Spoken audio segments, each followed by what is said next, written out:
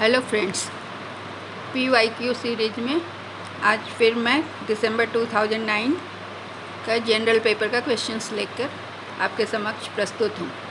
पहला क्वेश्चन है, the university which telecast interaction educational programme through its own channel is. कौन सा university interaction educational programme अपने channel से टेलीकास्ट करता है? ऑप्शंस हैं Osmania university, university of Pune, Annamalai university and Indira Gandhi open university, जिसे इग्नू के नाम से भी हम जानते हैं। तो इसका आंसर होगा इग्नू या इंदिरा गांधी ओपन यूनिवर्सिटी। इसका अपना चैनल है और ये इंडिया में तो है ही, ऑल ओवर द वर्ल्ड भी बहुत सारे कंट्रीज़ में इसके प्रोग्राम ब्रॉडकास्ट होते हैं। दूसरा, which of the following skills are needed for present day teachers to adjust effectively with classroom teaching? इसमें से कौन सा स्किल टीचर्स को आज के ज़माने में ज़रूरी है ताकि वो क्लासरूम टीचिंग को इफ़ेक्टिव कर सके? पहला है नॉलेज ऑफ टेक्नोलॉजी, दूसरा है use of technology in teaching learning, तीसरा है knowledge of students needs and चौथा कंटेंट मास्टरी। तो इसमें ऑप्शंस दिए गए हैं अलग अलग। तो पहला ऑप्शन है 1 and 3, knowledge of technology and knowledge of student needs. दूसरा ऑप्शन है 2 and 3, use of technology in teaching learning and knowledge of student needs. तीसरा है 2, 3 and 4, knowledge use of technology in teaching learning. ये इसको लेने से पहला भी इसमें इंक्लूडेड है। दूसरा knowledge of student needs and content mastery. चौथा ऑप्शन है 2 and 4, use of technology in teaching learning and content mastery. तो इसमें सबसे सुटेबल लग रहा है सी, जिसमें कि स्टूडेंट्स के नीड को भी ध्यान में रखा जा रहा है। अगला क्वेश्चन है, who has signed an MOU for accreditation of teacher education institutions in India? MOU होता है मेमोरेंडम ऑफ अंडरस्टैंडिंग। तो किस संस्था ने NCT या टीचर एजुकेशन इंस्टीट्यूशन, जो कि NCT है इंडिया में, उसके साथ साइन किया है MOU? तो ऑप्शंस हैं NAC एंड UGC। तो NAC तो UGC तो यूनिवर्सिटी के डिग्रीज़ और यूनिवर्सिटीज़ की पढ़ाई को देखता है, टीचर एजुकेशन के लिए NAC UGC नहीं है। दूसरा है NCTE एंड NAC। NCTE है national council of teacher education और NAC है national accreditation and assessment council. तीसरा है UGC एंड NCTE, चौथा है NCTE एंड इग्नू।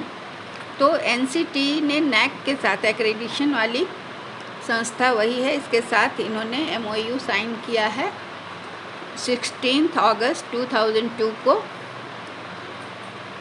ताकि ये हेल्प करते हैं इंस्टीट्यूशंस को, टीचर्स इंस्टीट्यूशंस को for their SWOT analysis. SWOT analysis में S stands for strength, W for weakness, O for opportunity and T for threat. तो SWOT एनालिसिस के लिए NAC उनको सजेशंस देता है और उसके आधार पर उनकी ग्रेडिंग करता है। अगला है, the primary duty of teacher is to. Teacher की प्राथमिक ड्यूटी क्या है? पहला है option raise the intellectual standards of the students, दूसरा है improve the physical standard of students, तीसरा help all round development of students and चौथा है imbibe value system in the students. Value system तो वैल्यू एजुकेशन के द्वारा होता है, इसमें टीचर्स की ड्यूटी होती है to help all round development of students. अगला है, micro teaching is more effective. कब माइक्रो टीचिंग बहुत इफ़ेक्टिव होता है? तो हम जानते हैं कि माइक्रो टीचिंग जब स्टूडेंट्स प्यूपिल टीचर स्कूल में पढ़ाने के लिए जाते हैं तो उनको टीचिंग स्किल का प्रैक्टिस कराया जाता है सिमुलेशन लेस क्लास में, तो उस समय कराया जाता है। तो ये कब इफ़ेक्टिव होगा? जब वो स्कूल में पढ़ाने जा रहे हैं उसके पहले उसकी जो तैयारी होती है उसमें। तो इसका आंसर होगा पहला, during preparation of teaching practice. During the teaching practice नहीं होगा, आफ्टर द टीचिंग प्रैक्टिस नहीं होगा। ये जब वो स्कूल जाने की तैयारी करते हैं तब इसकी आवश्यकता ज़्यादा होती है, इस समय ये बहुत इफ़ेक्टिव होता है। अगला क्वेश्चन है, what quality the students like most in a teacher. एक टीचर में सबसे ज़्यादा कौन सी क्वालिटी स्टूडेंट्स को पसंद आती है? पहला आइडियलिस्ट फिलॉसफी, दूसरा कॉम्पैशन, तीसरा डिसिप्लिन, चौथा एंटरटेनिंग। तो इसमें सबसे ज़्यादा कॉम्पैशन की क्वालिटी स्टूडेंट्स को भाती है, जिससे एम्पैथी भी कहते हैं। तो टीचर का कॉम्पैशन रखना या एम्पैथेटिक होना ज़रूरी है। अगला क्वेश्चन है, अ मल्टी हाइपोथेसिस इज। क्या होता है null hypothesis is. Null hypothesis क्या है? जब वेरिएबल के बीच में कोई डिफरेंस नहीं होता है तो उसे नल हाइपोथेसिस कहते हैं। या the same as research hypothesis, subjective in nature, when there is difference between the variables. ये 4 ऑप्शन में नल हाइपोथेसिस क्या है? तो ये जब कोई डिफरेंस नहीं होता है वेरिएबल्स को में तो उसे नल हाइपोथेसिस कहते हैं। अगला है, the research which is exploring new facts through the study of past is called. जो कौन सा रिसर्च जो पास्ट का स्टडी करके नया फैक्ट्स को एक्सप्लोर करता है वो कौन सा रिसर्च होता है? तो पास्ट के लिए हम कहाँ जाते हैं? हिस्ट्री में। तो इसलिए इसका आंसर होगा हिस्टोरिकल रिसर्च। एक्शन रिसर्च क्या है? ये क्वेश्चन बार बार आता है पेपर 1 में। ये तीसरी बार आया है अभी तक के जितने PYQ मैंने दिए हैं उसमें। तो ये इम्पॉर्टेंट है। Action research is an applied research, a research carried out to solve immediate problem, a longitudinal research and simulative research. तो एक्शन रिसर्च क्या है? जब क्लासरूम में कोई प्रॉब्लम होता है जिसको तुरंत सॉल्व करना होता है तब हम एक्शन रिसर्च को यूज करते हैं, इसलिए इसका आंसर है research carried to solve the immediate problem of the classroom. अगला है, the process not needed in experimental research is. Experimental research में क्या करते हैं? हम एक्सपेरिमेंट करते हैं, फील्ड में जाकर एक्सपेरिमेंट करते हैं या लैब में करते हैं। तो ऑब्जर्वेशन करते हैं, वेरिएबल्स का मैनिपुलेशन करते हैं, वेरिएबल्स को कंट्रोल करते हैं, लेकिन कंटेंट का एनालिसिस नहीं करना पड़ता है क्योंकि वहाँ पर हम एक्सपेरिमेंट करते हैं। तो इसका आंसर होगा content analysis. Manipulation is always part of. Manipulation किसका पार्ट होता है? कौन सा रिसर्च का?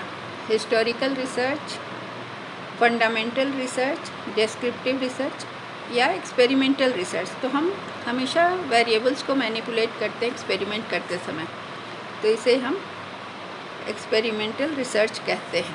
अगला है, which correlation coefficient best explains the relationship between creativity and intelligence. कौन सा कोरिलेशन का कोएफिशिएंट सबसे अच्छा एक्सप्लेन करता है? तो इसका आंसर होगा 100% तो नहीं है। कोरिलेशन 1 होने से होता है कि परफेक्ट कोरिलेशन नहीं होता। क्रिएटिविटी और इंटेलिजेंस में रिलेशन होता है लेकिन परफेक्ट कोरिलेशन नहीं होता, इसलिए इसे हम मॉडरेट की श्रेणी में रखते हैं और मॉडरेट का वैल्यू आता है 0.6। तो इसका आंसर होगा बी। अगला क्वेश्चन है, the chronological order of non verbal communication is. Options हैं साइन, सिम्बल्स, कोड्स, कलर्स। फिर है ये सीक्वेंस में है। फिर है सिम्बल्स, कोड्स, साइंस, कलर्स। फिर colours, science, codes, symbols and codes, colours, symbols and science. Non verbal communication क्या होता है? जो लोगों के द्वारा बिना शब्दों के जो क्यूज़ या किसी भी चीज़ जो कहा नहीं जाता है और कम्युनिकेशन का सेंडिंग एंड रिसीविंग होता है। ये कैसे होता है? जेस्चर्स से होता है, स्माइल से होता है, विंक ऑफ आइज़, ये सब चीज़ से होता है। यहाँ पर बोला नहीं जाता है, वर्बल नहीं, जेस्चर्स से ये होता है। तो इसका क्रोनोलॉजिकल ऑर्डर होगा science, symbols, codes and colours. अगला क्वेश्चन है, which of the following statement is not connected with communication. ये कौन सा स्टेटमेंट कम्युनिकेशन से नहीं कनेक्टेड है? पहला है medium is the message, the word is an electronic cocoon, information is power, telepathy is technological. ठीक है, मैसेज क्या है? मीडियम है दो आदमी को जोड़ने का। दूसरा the word is an electronic cocoon, मतलब इलेक्ट्रॉनिक मीडियम से भी हम लोग वर्ड्स को भेजते हैं। Information is power, no doubt. तो टेलीपैथी इज़ टेक्नोलॉजिकल। टेलीपैथी क्या होता है? जब मेरी बात कोई समझ जाता है, जब मेरी मन की बात कहीं पहुंच जाती है, तो ये टेक्नोलॉजिकल नहीं है, इसलिए इसका आंसर यही होगा, ये कम्युनिकेशन से कनेक्टेड नहीं है। अगला क्वेश्चन है कम्युनिकेशन बिकम्स सर्कुलर व्हेन, कब ये सर्कुलर हो जाता है? पहला जब decoder becomes encoder, the feedback is absent, the source is credible and the channel is clear. तो सर्कुलर कब होता है? जब डिस्कशन जो होता है वो सर्कुलर मैनर में होता है। जैसे आप स्टोरीज बताते हैं, कोई कंटेक्स्ट को डेवलप करते हैं, तो कहानी जब बताते हैं तो मेन पॉइंट के चारों ओर कहानी बनता है, और ये अनस्टेटेड होता है, क्योंकि जब पूरा इन्फॉर्मेशन मिलता है तब वो कहानी कंप्लीट होती है। तो इसलिए इसमें डिकोडर बिकम्स एनकोडर। अगला है जो सुन रहा है वही एनकोडर बन जाता है, जो रिसीवर है। अगला क्वेश्चन है the site that played a major role during terrorist attack on Mumbai 26/11 in 2008 was, तो it was Orkut via Google Earth. इसने मेजर रोल प्ले किया था टेररिस्ट अटैक में। अगला क्वेश्चन है which of the following source of data is not based on primary data collection. कौन सा source of data है जो कि प्राइमरी कलेक्शन नहीं है, जाकर खुद से कलेक्ट किया हुआ नहीं है? तो सेंसस तो के घर घर जाके होता है। नेशनल सैंपल सर्वे भी ये प्राइमरी डेटा कलेक्शन है। Statistical abstracts of India and national family health survey भी ये प्राइमरी डेटा होता है। तो इसका आंसर है थर्ड, ये प्राइमरी सोर्स नहीं है, ये सेकेंडरी सोर्स होता है। अगला है which of the following is not related to information security on internet. इसका आंसर है data encryption, water marking, data hiding and information retrieval. इसमें डेटा एनक्रिप्शन जो है सो इंटरनेट की सिक्योरिटी से कनेक्टेड नहीं है। Which is the largest unit of storage among the following. सबसे ज़्यादा स्टोरेज यूनिट कौन है? तो terabyte, megabyte, kilobyte and gigabyte. तो इसका आंसर है टेराबाइट। अगला क्वेश्चन है which of the following is not a network device. इसमें से कौन सा नेटवर्क डिवाइस नहीं है? राउटर है, स्विच है, हब भी है, CPU नहीं है। Bit stands for binary information term, binary digit, binary tree, bivariate theory. तो इसका आंसर होगा बाइनरी डिजिट। अगला क्वेश्चन है which of the following is not a linear data structure. तो लीनियर में क्या होता है? सिंगल होता है, तो एरे होता है, क्यू होता है, स्टैक होता है, लेकिन बाइनरी में दो होता है, इसलिए इसका आंसर होगा बाइनरी ट्री। Thank you.